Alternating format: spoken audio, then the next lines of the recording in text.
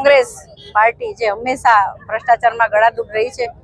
અને કદાચ એટલે જ જનતાએ એને જાકોરો આપ્યો છે. કોંગ્રેસ પાર્ટી જ્યારે પણ સત્તામાં હતી ત્યારે 156 થી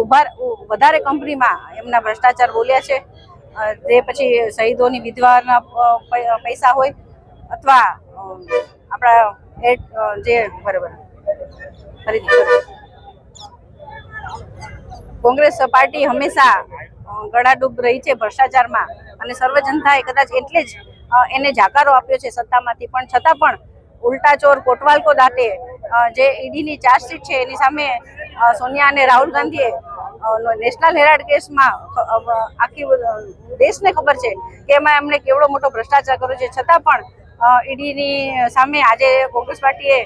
જે ધરણા કર્યા છે, પણ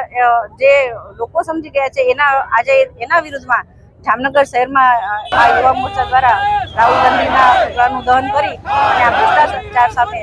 સખત વિરોધ નોંધવામાં આવ્યો છે. સાથે સાથે સોનિયા ગાંધી પણ આ કેસમાં એટલા જ ઇન્વોલ્વ છે અને જામીન પર છૂટેલા છે, છતાં પણ દેશને ગુમરાહ કરવા માટે ફરી એકવાર કોંગ્રેસે પોતાનું આ યાદું અજમાવ્યું છે. પણ ભારતીય જનતા પાર્ટી આને સખત શબ્દોમાં વખોડી કાઢે છે અને આ અમારા વિરોધ પ્રદર્શન આ રીતે અમે કર્યા છે.